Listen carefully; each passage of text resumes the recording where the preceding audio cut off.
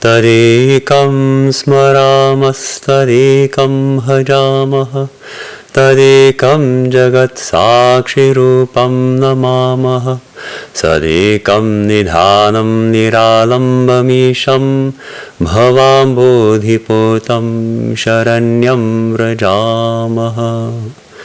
Om Shanti Shanti Shanti. On that alone do we meditate. That alone do we worship. To that alone, the witness of the universe, do we bow. To that one who is our sole eternal support, the self-existent Lord, the raft to safety across the ocean of this world, do we come for refuge. Om, peace, peace, peace. Good morning. Great to see you, great to be here. And our topic today, as you probably know, is taming the fire within. What fire are you talking about, Swami? Burning within? Why would I want to get rid of it? Why would I want to tame it? There's plenty of external fires we have to put out. There's fires in the hills, brush fires. We get them every year. These we want to put out. There's fires of conflict in the family, in the workplace, in society. How many wars are going on? There's plenty of fire going on. We should be putting those out. But my fire, that's what keeps me going. Why would I want to tame that fire? That's my passion. Vedanta analyzes the suffering we feel in life and finds that it comes from three sources of suffering in life. They call it the three fires. One is other beings. We suffer from other beings like mosquitoes, tigers, robbers and terrorists, mothers-in-law and bosses. Yes, these are all other beings, external to ourselves. We suffer from them. They cause us suffering. Then there's another fire that is called, we can say, fate. Earthquakes, lightning, storms, floods. These things are out of human hands. They just happen. So this is also a source of suffering in our lives, epidemics. And then there's a third source of suffering. That suffering which comes from ourselves. Our bodies is one source. The body is one source of suffering. We get illness, we get pain, aches and pains. But more importantly, the mental suffering. We get a lot of mental suffering, and a lot of it comes from us. Depression, anger, desire, unfulfilled desire, envy and jealousy. Yes, these are all sufferings which are burning within us. This third fire, this suffering we bring to ourselves, this is the fire that we actually have some control over. The other fires, when lightning will strike, we really don't know. When the next earthquake will strike, we really can't say. And the older we get, the more we realize that we really can't change other people. It's very difficult to prevent our boss from being the way he or she is. But we can change ourselves. We can tame the fire that is raging within us. This fire which is really the inner obstacle to our spiritual unfoldment, to attaining real peace and freedom. So many people, I would say many people are entirely unaware of these inner obstacles. Most of us think all the obstacles are out there. But we are spiritual seekers, or we wouldn't be here. And I think all of us have some sense that there is a state of perfection towards which we are striving, a state of peace and harmony, a state in which we can love everyone and we can feel the presence of God always and enter deep into meditation and realize the Lord shining within our hearts. And then we compare that state of perfection for which we are striving with our actual current situation, and we find a big gap. I feel like I should be able to love everyone, but I have these terrible arguments sometimes with my friends or my family members or my colleagues. This fire, it's a fire of passions strong and sorrows deep, in the words of Swami Vivekananda. And this fire, we call it also the 6 passions. They are called the 6 passions, or enemies. There are enemies in spiritual life. Lust, anger, greed, infatuation, envy, pride. And the root, we can say the root of all these passions is this. As a fire, I like to think of it as the fire of craving, the fire of desire, the fire of I want. And its corollary, directly connected to it, the fire of rage, when that I want is blocked, is stopped, is frustrated. I thought it would be good to tell the story of King Yayati. I find that there's no clock here, as there usually is, which puts you at great danger of being subjected to a very long talk. It doesn't affect me too much, but for you it's very dangerous, so thank you. Because what made me think of it is King Yayati's story is actually a long story, comes in the Mahabharata, and it's a kind of soap opera, an ancient soap opera with the full gamut of human emotions and human passions, bringing the cast of characters into trouble. All right, so the cast of characters in the story of King Yayati is, first of all, the guru of the demons. His name is Shukracharya, the teacher of the demons, the asuras, and his beautiful daughter, Devayani. And, on the other hand, the king of the demons, who's the foremost disciple of the guru, and his beautiful daughter, Sharmishtha. And then, of course, along comes King Yayati. So, the girls, their friends, Devayani, the guru's daughter, and Sharmishta, the demon king's daughter, and they, with a group of girls, they're going out to play, and they're go for a swim on a hot day, and then the gods decide to shake things up a little, and they make a little. Indra makes a little storm, and all their clothes, which are on the bank of the lake, they get all mixed up. And so the girls come running out because it's getting stormy, and so they're grabbing for their cloths, and Sharmishta happens to put on Devayani's sari, her wearing cloth. And Devayani is really offended that this girl, who is the daughter of my father's disciple, has put on my cloth. She's very offended, and she speaks harsh words to Sharmishta.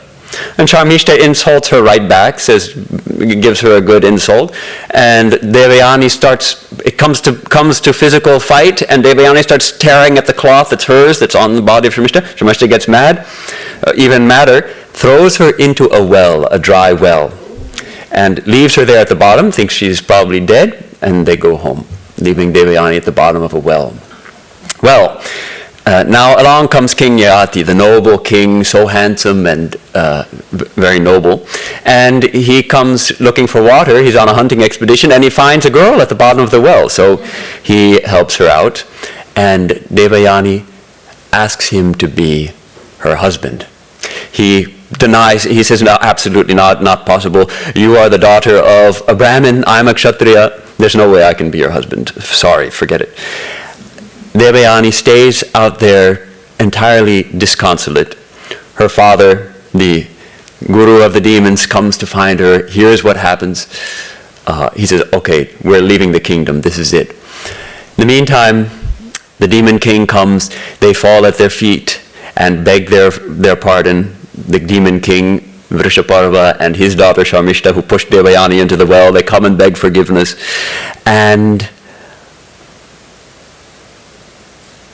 they grant forgiveness on one condition. Sharmishta has to be the maid of Devayani for the rest of her life. Okay? So they have to agree to that because they want to keep the guru in the kingdom. So Sharmishta is Devayani's maid, but Devayani is cruel to her, makes her massage her feet and do all kinds of menial service for her. So there's this tension going on. And in the meantime, the noble King Yayati happens by there again and sees the two girls, the young maidens, and again Devayani approaches him and tries to convince him to be her husband and brings her father into the picture, and the father agrees and blesses her, says yes, blesses him. Yayati says, there will be no harm, you marry my daughter, that's wonderful, only don't touch Sharmishta. So you know what happens next, of course. So they get married and they live happily, not happily ever after, but happily for a while. And Devayani has a son, bears two sons to Yayati. But in the meantime, Sharmishta, who has her own house in the grove there, manages to seduce Yayati and convinces him that she is the slave of Devayani and you are Devayani's master, so I am also your slave, and it is only fit that a woman should have sons, you must grant me sons. So he does grant her sons and ends up granting her 3 sons. Now, of course, keeping this entirely secret from Devayani. Now, one day, of course, Devayani, seeing the children, asks what's going on. Oh, a rishi came to me. A rishi came and granted me the sons. There's nothing sinful in it. A holy rishi came. So, anyhow, to make it, try to bring the story to a close, Devayani sees the kids, says, whose beautiful sons are these? They look like my Lord and Master Yayati. And the children point to Yayati as their father.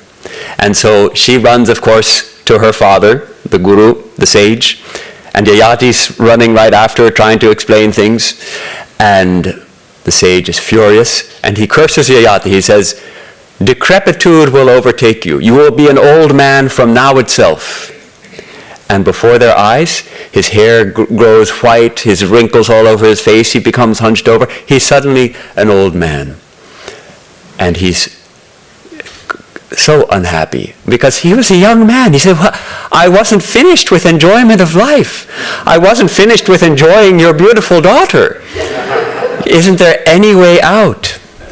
And the sage, he feels a little bad. But the sage's curses cannot be withdrawn, you see. Once spoken, it must take place. So he gives one way out. If any of your 5 sons would be willing to take your old age, you can exchange it with them. You can get your youth, your son's youth, and your son will get your old age. So he has 5 sons, and to make the story short, the 4 sons say, no way, Dad.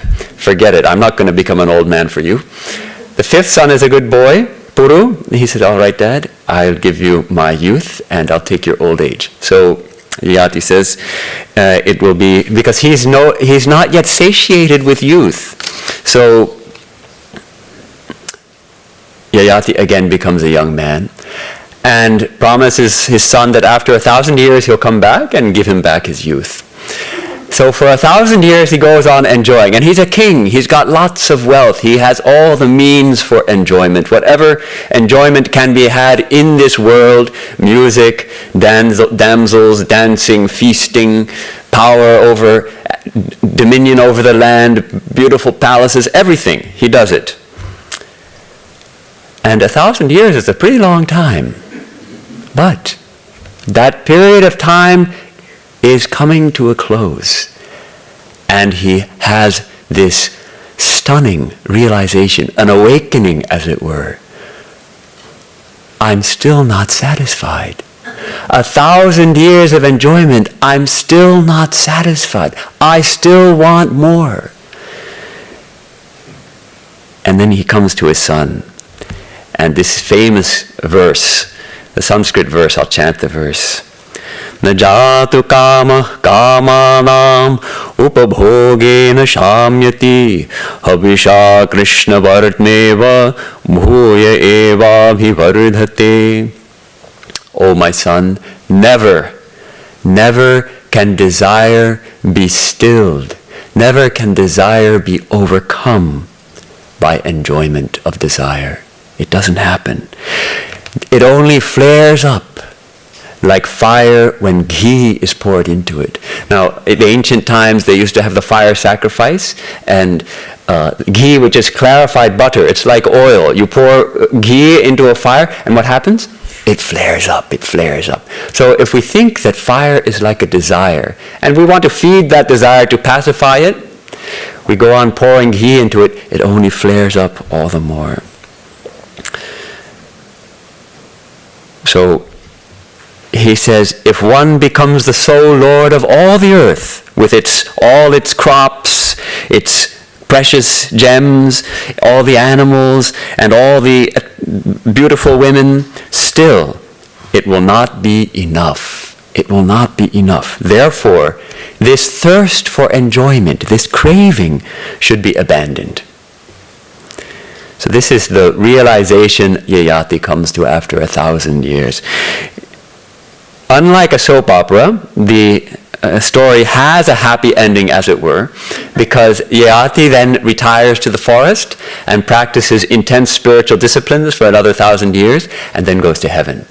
So but we see there's a reason why the ancient epics have these complicated stories full of passion and pride and people getting into so much trouble, because it's the story of our lives too. The soap operas, we love to watch the soap operas, at least some of us do, I think, because they reflect our lives in a sense. We get carried away by all these emotions and get caught into all these difficult situations. And it's like a fire. And Yayati is all of us, chasing that elusive satisfaction and not finding it. A gnawing sense of dissatisfaction, just niggling within.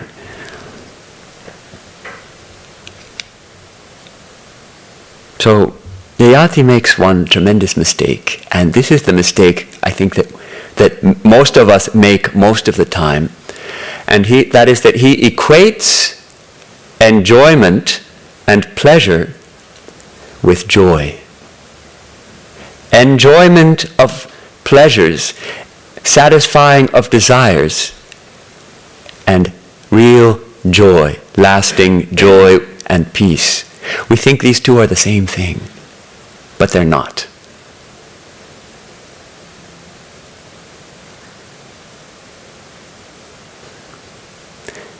Vedantic psychology is a wonderful analysis, gives a wonderful analysis of desire. Where does it come from? How does it arise? Desire, we use the term samskara, a tendency. It's a certain, like a groove in the mind, and the more we repeat an action, the more that groove gets deeper, and the more we like to repeat it again and again. Like water that starts to form a little rut in the hillside, and pretty soon it becomes a little rivulet, and then it becomes gradually a canyon. The water keeps running in the same groove. So we perform an action, we get some pleasure out of that action, and then a desire arises to enjoy it again. And that desire is a kind of agitation in the mind. When we have a desire, it's a restlessness. I want. It's a restlessness. And we enjoy that restlessness also. We anticipate the satisfying of that desire. Say it's buying that new Tesla Roadster, and we think, it's going to be such a great car, Well, for you it might be the diamond ring. I don't know what, whatever it is that's our desire. And we anticipate and we work towards it, and it's a restlessness. And then finally we've saved up the money and we go ahead and buy it, and we get peace. We feel some real joy. It tastes like joy, doesn't it? It tastes like I really got something. Now, Vedanta psychologists ask us to examine the nature of that joy. From where does that joy come? Whence that joy? And the claim is that joy is the joy of our true being. the joy of our true self bubbling up. Usually that joy is entirely covered up, but when the mind becomes completely stilled, our true nature manifests. So when a strong desire is stilled, the mind becomes completely still, and our true nature, which is of the nature of joy, arises, and we feel it. We feel peace. We feel joy.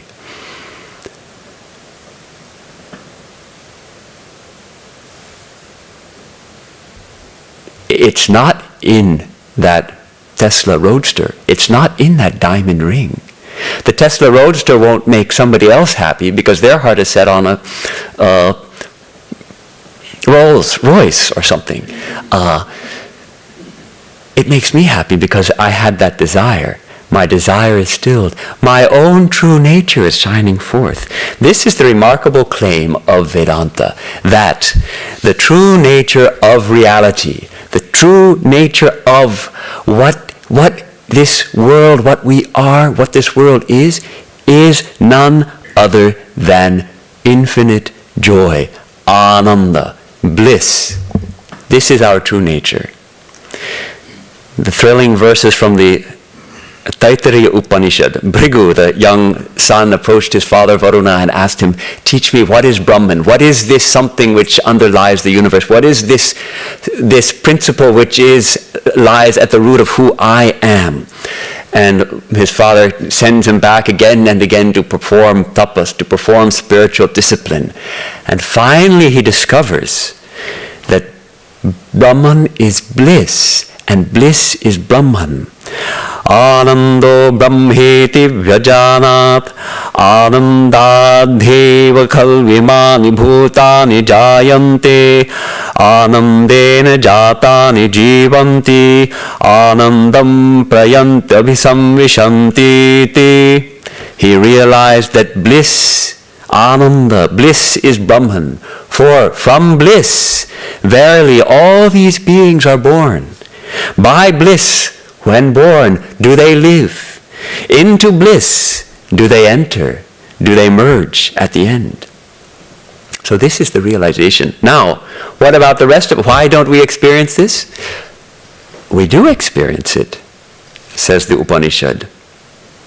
But just a particle of it. And that's what keeps us going. We live on a particle of that bliss.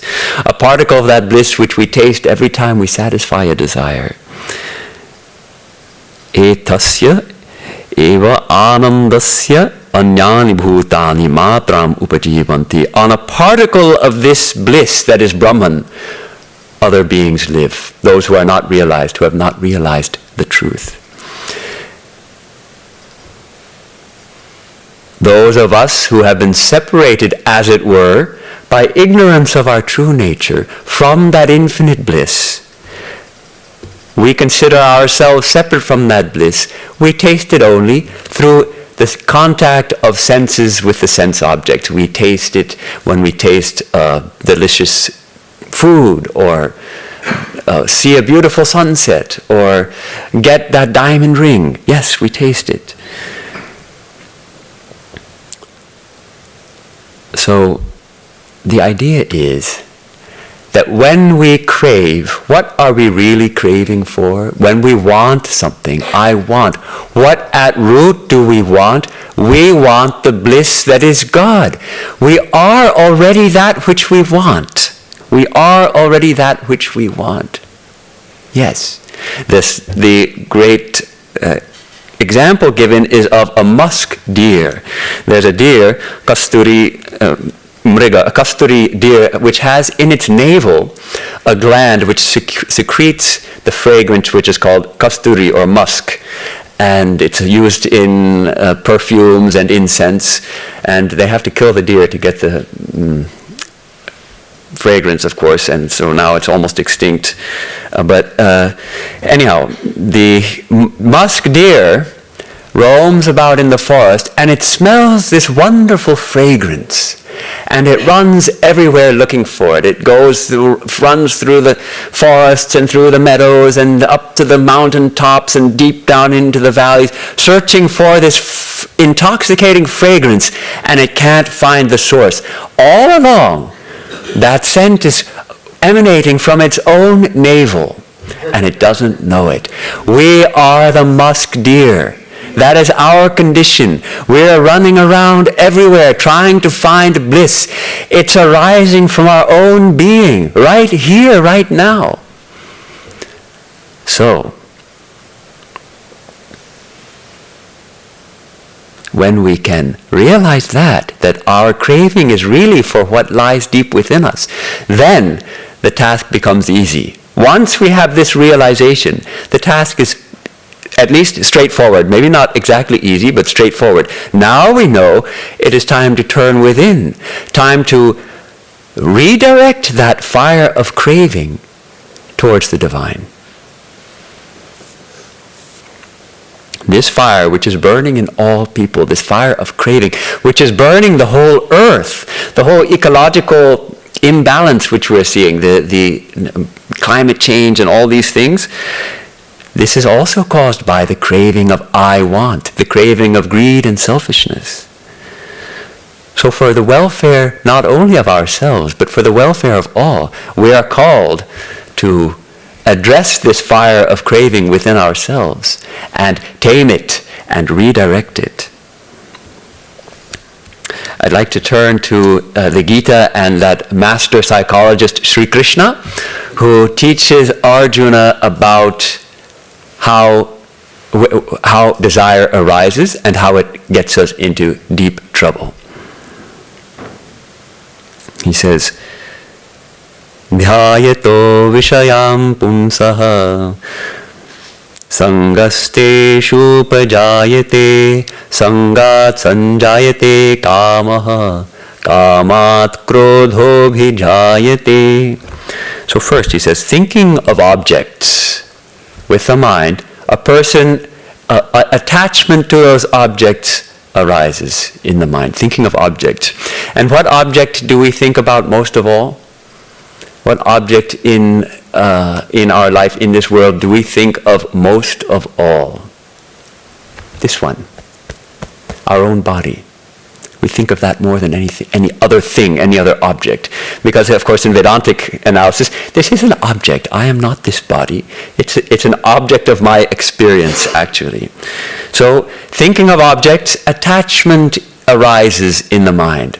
And attachment leads to desire, kama. Now, what happens? From kama, from desire, when it is thwarted, when it is obstructed, anger arises. So he traces anger to obstructed or thwarted desire.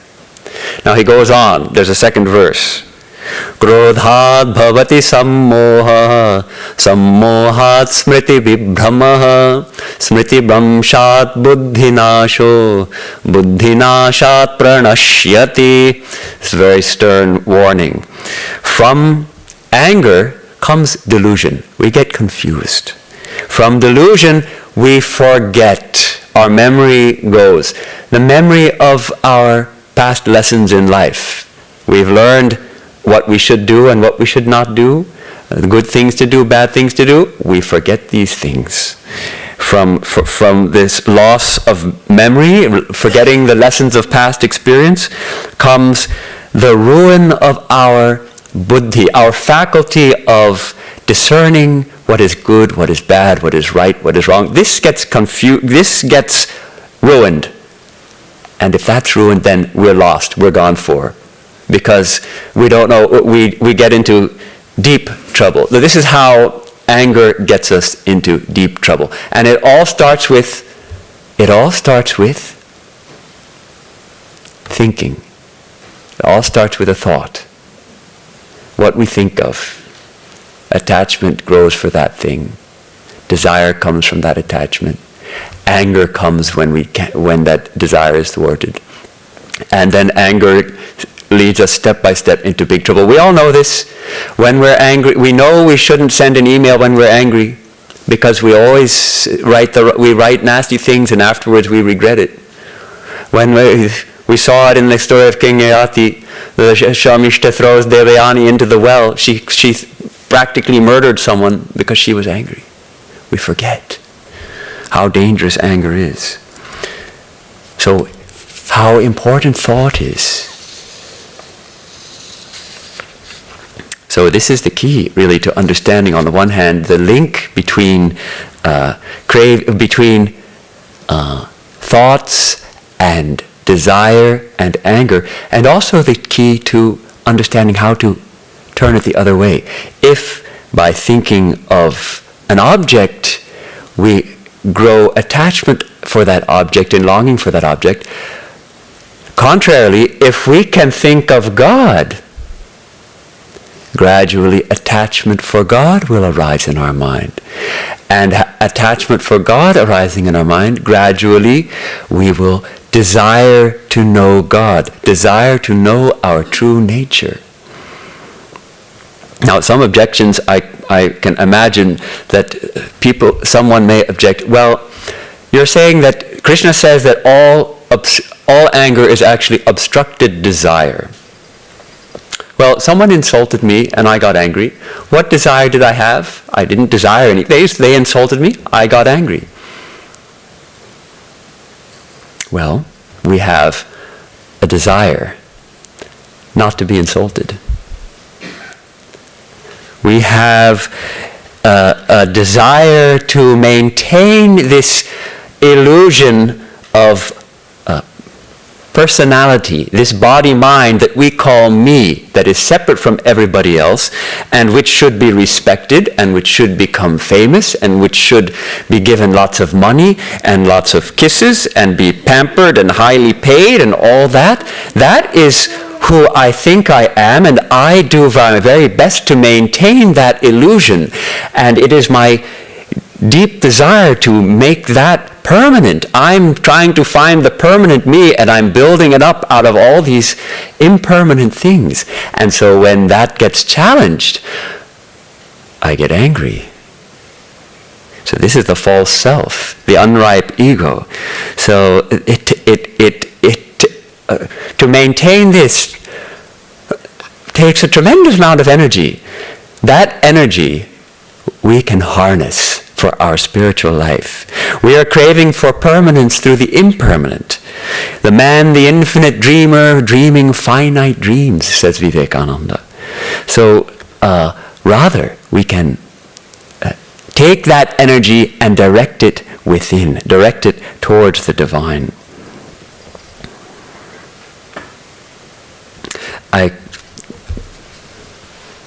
Thinking about this talk, I remembered an incident which happened to in my family growing up. My young sister was with my mother. She was 4 years old or so, and they went to Sears, the department store, doing some shopping. And my dear sister, I asked her about it. She doesn't remember this. She was only 4. But she saw a toy. It was a toy telephone. And she wanted it. She had to have it. And Mom, I want that. I want that toy. And she wanted it. And Mom, of course, no. Mother was quite frugal. And besides, she doesn't need this. And no, you can't have it. And my sister ended up having a meltdown there in the Sears store on the floor, screaming and crying her eyes out right there on the floor of Sears, Roebuck and Company, because she wanted this toy phone. Only 4 years old. And she didn't get the phone. My mom was a wise mom. She knew that if she gives in to her, there'll be no end of trouble. So she didn't get the phone. My sister learned her lesson, evidently. But I think there is something of that little girl in all of us. I want it. I want. So, Sri Ramakrishna says, let's make this conscious. Yes, I want. Turn it. It's so deep-rooted in us, we can't just give it up. Though we're instructed to just give it up. Oh, just give it up. Give up your desire. I don't think it can be done. But Sri Ramakrishna says, well then, redirect it. I'll just read a little quote. He's teaching some of the friends and disciples in the Gospel of Sri Ramakrishna, that wonderful book which has so many conversations and activities of Sri Ramakrishna. He tells them, one cannot completely get rid of the 6 passions, lust, anger, greed, and the like. Therefore, one should direct them to God. If you must have desire and greed, then you should desire love for God and be greedy to attain Him. Be greedy for God. If you must be conceited and egotistic, then feel conceited and egotistic, thinking that you are the servant of God, the child of God. In this way, I am the child of God. At least it's a far better egotism than I am Swami Mahayogananda, the Swami who gives lectures. That's an unhealthy I. The healthy I is, I am a child of God. That's a riper I. Sri Ramakrishna gives us the example of a fruit, a mango. When it's unripe, it's hard and no one likes to eat it. It's very sour. When it's ripe, it becomes so soft and juicy and sweet, we love it. So like that, the unripe ego is that ego which says, don't you know who I am? I am a big shot, and you should be respecting me. The ripe, we can ripen it. To get rid of the ego is very, very difficult. But to ripen it, that is something we can do. We put it on the windowsill, in the sunshine of devotion, and maybe we put it, to ripen fruits, you put it in a little paper bag, put it in the little paper bag of meditation, silent meditation, and that fruit ripens. I am a devotee of God, I am the servant of God, I am a child of God. Or, I am, in my true nature, pure bliss and joy and peace. And I radiate that to all. So this tremendous power behind our desire, my sister's meltdown is a perfect example of a tremendous power behind this desire. We can harness that desire for our spiritual life. Swami Turiyananda is one of Sri Ramakrishna's disciples who came to this country, and he came to Los Angeles and San Francisco and Shanti Ashrama. And he said that Sri Ramakrishna once, he says, I'm quoting, Sri Ramakrishna once told me to increase my lust. He had asked him, sir, how can I get rid of lust? Because he was going to be a monk, so he has to somehow overcome lust. And Sri Ramakrishna says, hey, why get rid of it? Increase it. He was shocked. He says, I was shocked. Then the master explained, what is lust? It is the desire for fulfillment. That's what lust is, the desire to get, the desire for fulfillment, the desire for union. Desire fulfillment in Him, desire fulfillment in God, and intensify that desire. Then he says, then the lust for flesh left me. So this is how we take that tremendous power and direct it towards God. So I think there are 3 convictions that we can develop in order to tame this fire within. First, we need to at least agree, I don't know if all of you will agree with me, but that there is a kind of fire which is burning inside of us, and it is burning me. It is the fire of craving, of desire, and the resultant anger, these passions. This is a fire which is an obstacle for me, a problem for me, and that overcoming it would be a good thing for me. That would be the first conviction. Without this conviction, why should we even bother? And second, start to develop the conviction that infinite peace and infinite bliss does lie within me. All the scriptures of the different religions of the world say so. Great souls like Sri Ramakrishna, who came not so long ago, have said so. Even Swami Mahayogananda says so. Bliss, love is my true nature. And the third conviction, I can know it by taming this fire. By taming this fire, I can know my true nature. How does it work?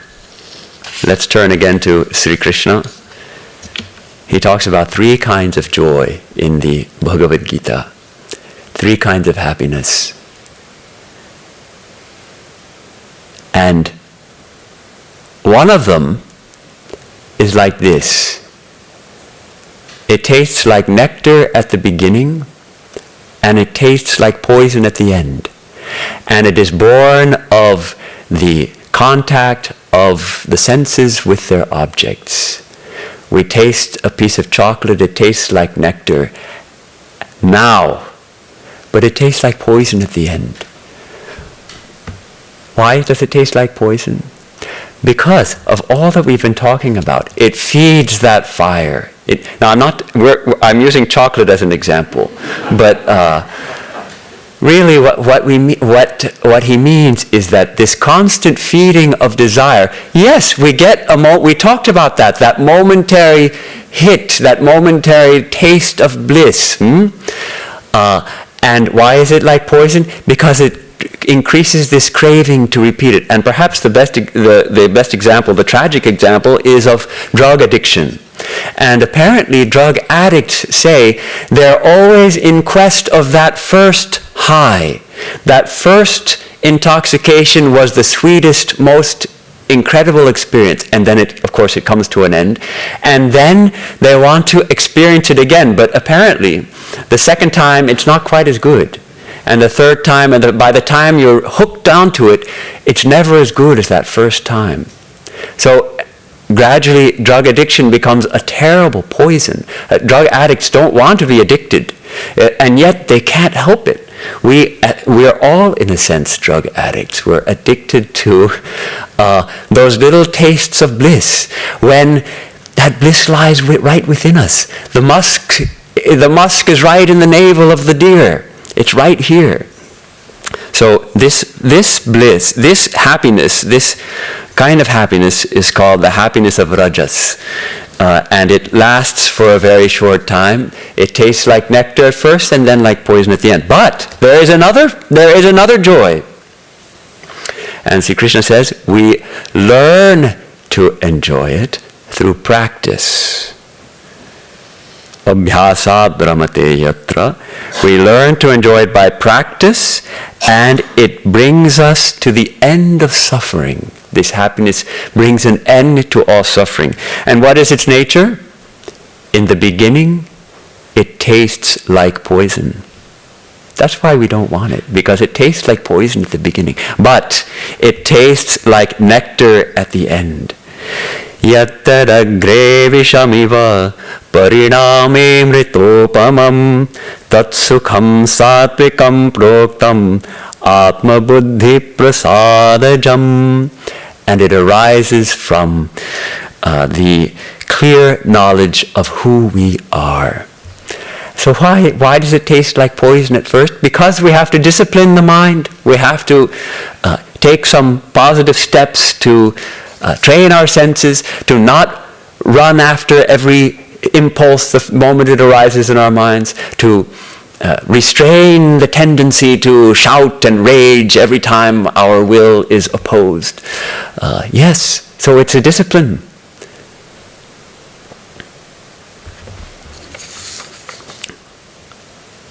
It's a wonderful analysis. That which tastes like nectar at the beginning tastes like poison at the end. That which tastes like poison at first leads to infinite joy.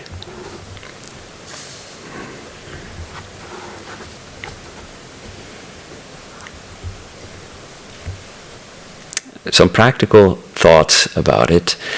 One of the ways we can very practically address this thing is about food. Food is one we all have to eat, and we all want to eat in order to live, but many of us also live to eat. And many people have a habit of eating for taste.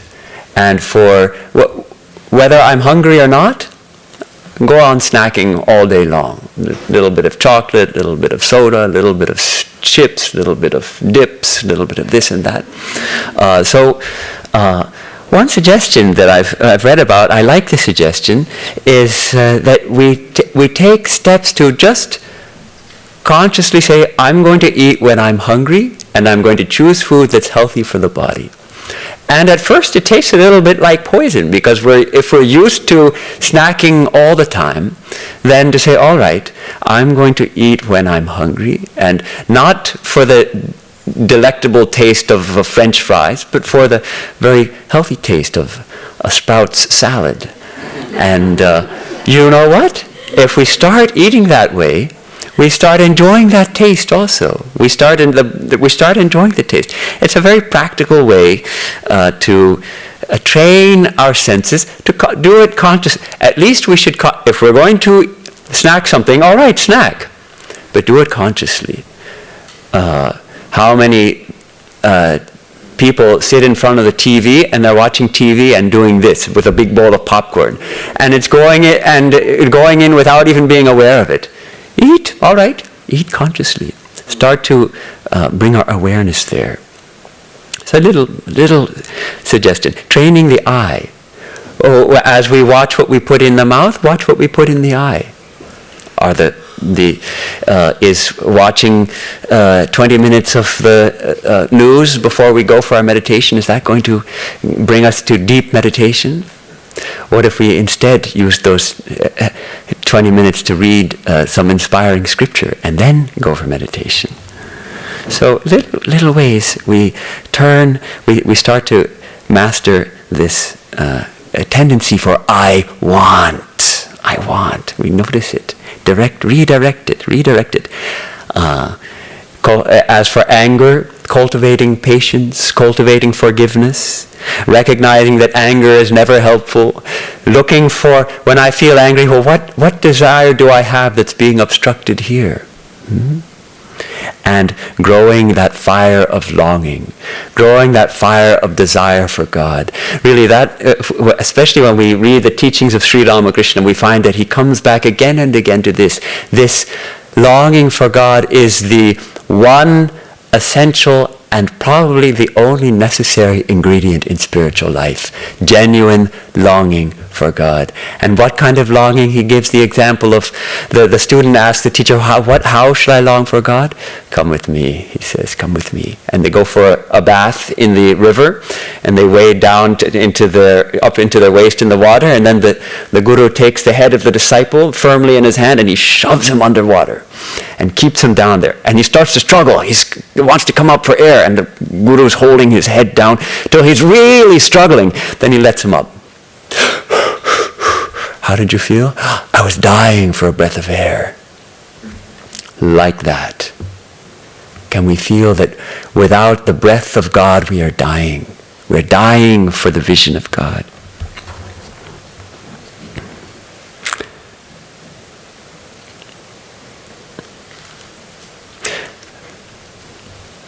We're coming up on the end of the hour, and I'm trying to decide how to close the hour, because I have a wonderful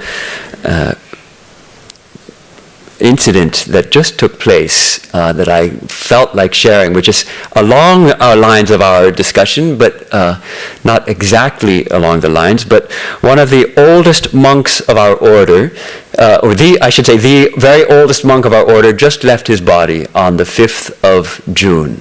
His name was Swami Akhandananda, and he was a disciple of one of Sri Ramakrishna's disciples, I think probably the very last disciple of a direct disciple of Sri Ramakrishna, Swami Akhandananda. And it's interesting that his name Akhandananda means the bliss of desirelessness. Kama is desire, akama is desirelessness. So his name means the bliss of desirelessness. Now, how did he leave the body? Let me read you a little of this account, which was given by a monk. He was staying in our monastery in Haridwar, which is at the gateway to the Himalayas. And he is 104 years old. And revered Swami Akhandananda of the Haridwar Ramakrishna Mission Ashrama made his final sankalpa, that means his final determination, to give up his body. He told this just 2 days ago. The monks here are saying that he announced long ago that he would leave the body consciously at his will. And now he is doing exactly that. He is neither taking food nor drinking anything for the last 2 days. Fully aware internally, he is now totally indrawn, but highly alert. He is responding to every question that is being asked to him now, but saying that he is going to leave this world very soon. His face lights up with extraordinary joy, and he flashes a divine smile when he hears the word Ananda from us, bliss. Absolutely conscious, the miracle monk with Vedantic words on his lips. The word Ananda is his favorite word all through. What a sight, he writes. On the 1st of June, he stepped into 105 years of age. On the 2nd, he announced his willingness to have complete withdrawal, and from the 3rd, he stopped all food intake, including liquids. He is lying on his bed with no disease, fully aware, floating in the bliss of Brahman. And 2 days later, he gave up the body. Om Yam Brahma Varunendra Rudra Marutaha Stunvanti Divyaistavai Vedaya Sangapada Kramopanishadai Gayanti Yam Samagaha Dhyanavastita tadgatena manasa Pashyanti yam yogino Yasyantanna vidu surasuragana Devaya tasmai namaha Devaya tasmai namaha Om Shanti Shanti Shanti. Our salutations to him who is the truth of life and existence, and whom the sages call by various names. Our salutations to him whose glory is sung in the sacred hymns of the various scriptures of the world, but whose limitless and infinite grandeur no mortal mind can comprehend. Our salutations to him on whom the devotees meditate in the shrine of their hearts and realize his ineffable presence in their deepest contemplations. May he illumine our understanding and prompt our minds to the path of truth and righteousness. May he reveal himself unto us and dispel the gloom of delusion, fear, doubt, and darkness. Om, peace, peace, peace.